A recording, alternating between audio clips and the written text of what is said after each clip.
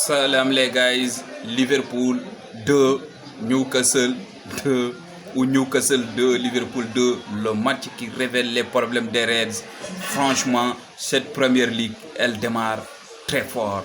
On va revenir sur le match de Liverpool face à Newcastle ou Newcastle face à Liverpool. Liverpool qui commence sa nouvelle saison de première ligue par un match nul, franchement très intense. Attention, ce n'est pas simplement un match nul parce que lorsqu'on regarde les statistiques, Liverpool a tiré 23 fois, il a obtenu 12 occasions créées et a affiché 59% de possession. Mais malgré tout ça, c'est Newcastle qui frappe en première et qui frappe en deuxième. Liverpool revient 2 fois dans le match. Alors la question est simple: est-ce que Liverpool a simplement manqué d'efficacité, d'inefficacité, ou est-ce qu'on vient déjà de voir les limites de cette nouvelle Liverpool d'Andoni Iraola?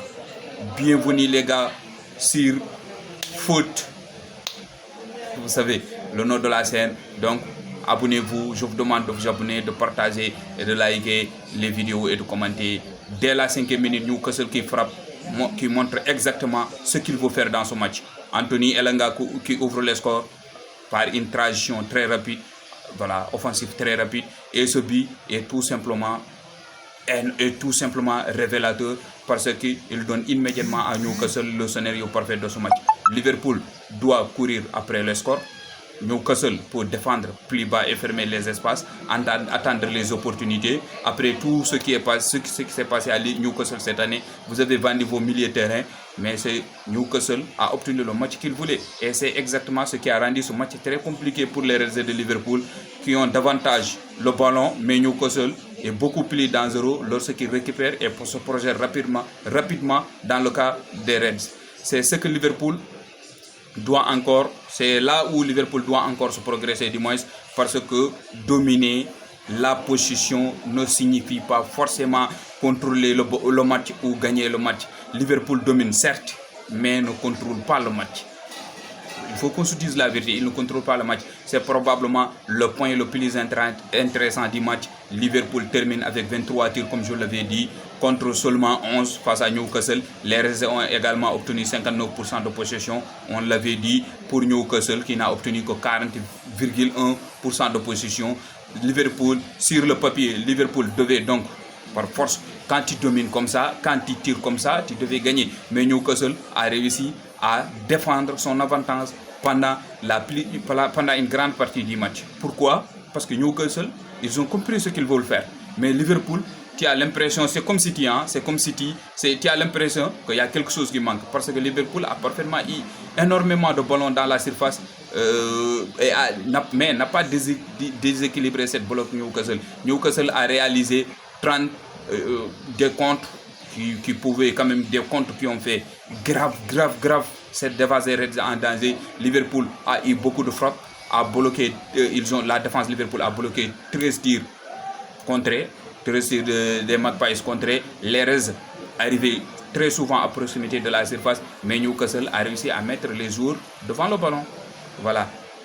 Gakpo, voilà, le Gakpo qu'on connaît, le Gakpo qu'on entendait que Liverpool voulait vendre, revient, qui marque un but, une superbe frappe à l'extérieur de la surface à la 55e minute pour être récompensé. Il égalise et voilà, ça remet complètement les Reds dans le match. En ce moment-là, Liverpool semble avoir pris le dessus.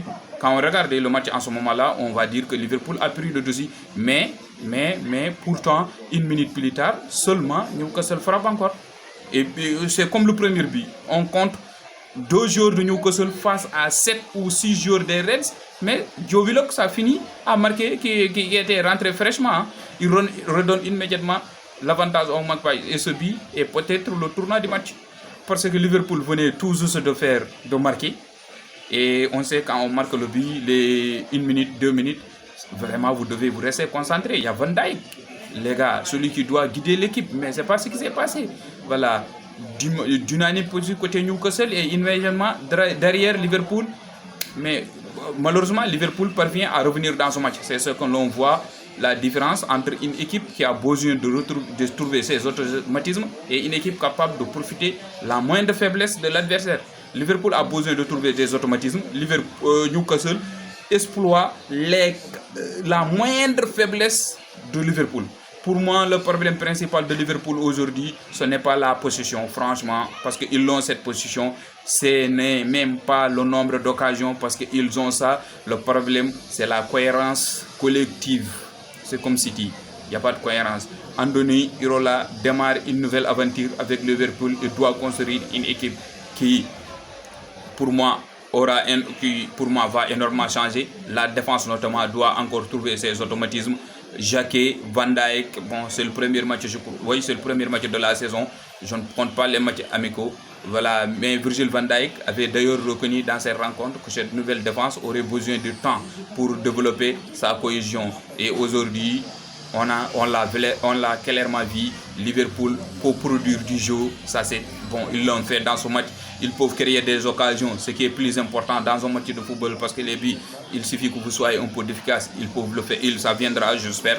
Mais dans les moments décisifs, l'équipe manque encore de stabilité, et c'est normal dans une certaine mesure.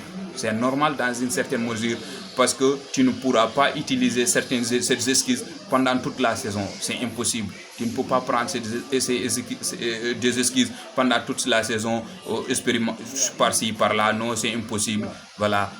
Côté Newcastle, il faut aussi rendre hommage à Newcastle, parce que Newcastle n'a pas, tout simplement par hasard, tenu Liverpool en échec, ou été tenu par Liverpool en échec. Les Magpies ont parfaitement compris le scénario. Ils ont marqué très tôt. Ils ont accepté de laisser le ballon à Liverpool davantage. Voilà. Ils ont défendu dans une bloc très bas et compact. Ils ont défendu nombreux encore, et surtout ils ont été extrêmement dangereux dans les transitions rapides. Je crois que cette année, ça va être ça, Newcastle. Ça va avoir beaucoup de mal quand ça joue avec des équipes qui leur laisseront le ballon, mais ils vont faire très mal avec les équipes qui vont prendre la possession. Voilà, Joe Will qui entre et qui marque presque immédiatement. Voilà. Et c'est exactement le genre de contribution dont une équipe a besoin pour faire gagner ou faire maintenir dans des rencontres qui sont comme ça. Newcastle peut aussi avoir moindre le ballon, mais ils vous feront très mal. Mais ça m'inquiète quand ils vont rencontrer avec des équipes qui leur laisseront le ballon aussi à leur tour. Voilà, le verdict est là. Liverpool qui fait match nul face à Newcastle, 2 buts partout, dans ce, entre guillemets les gars, dans ce qu'on appelle choc en Premier League, parce que son match, moi je ne le considère pas comme choc. Franchement, Liverpool a été catastrophique et Newcastle a vendu tous ses meilleurs jours. C'est pas un choc, c'est juste un match de haut tableau. Voilà, Newcastle l'année passée c'était catastrophique, et cette année ils ont vendu leurs meilleurs jours.